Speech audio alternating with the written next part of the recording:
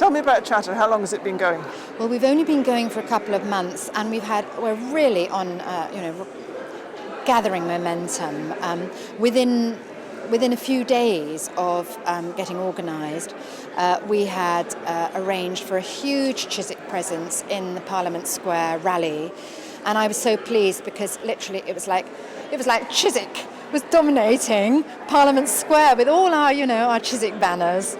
Chiswick was really on the map as a voice of protest. We don't want this third runway. And actually, if you just look at the noise maps, it's devastating. And it's not just devastating for Chiswick. There are so many areas that don't know they are about to be overflown. Now in Chiswick, the planes, in the absence of figures from Heathrow, Airport Watch have told us that the planes will be about 2,000 feet, which is about 70 to 80 decibels, and it could be up to 16 hours because Heathrow were so far not agreeing to the requirements of the Airports Commission about the respite and the no night flights. This is a life-changing thing that is about to happen, and whenever we go out on the doors, people are so distressed by it. You say that, but I live down by the river where we are overflown and have been as long as I've lived there. And I was talking to people in the pub the other night, and they sort of say, well, we're used to it, it's not that big a deal, and we dare not say that to any friends who live north of the A4.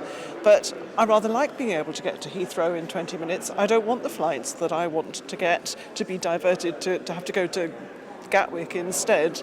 They'll get used to it just as we've done. Well, I think there are several things.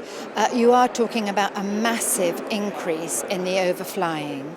So, people who bought houses in Grove Park bought knowing that there was a flight path. The people who are in areas not currently overflown bought specifically to avoid plane noise. So they seem to be extra distressed because, some people have joined CHATR who are refugees from Fulham plane noise or from Richmond plane noise. These are people who actively have sought out not to be under flight paths.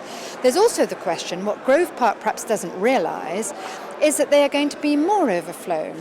It's all very cleverly concealed in the noise figures. Heathrow have created the impression that the noise envelope is not massively expanded, but this is because of the way noise is measured based on averages. So you could have a doubling in the flights on your flight path, and it simply registers as going up from 57 decibels to 59 decibels. But don't tell me that the people around you in that pub won't notice the difference. They will. And finally, 2 months ago seems a little bit late to start. Is this not too little too late? I certainly hope not. There's been a huge momentum. Lots of people have joined us.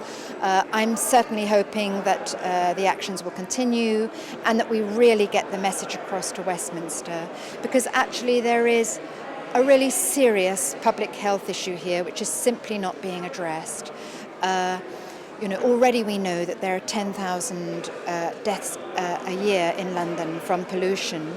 That can only rise with the increase in traffic that there would be to service the new runway.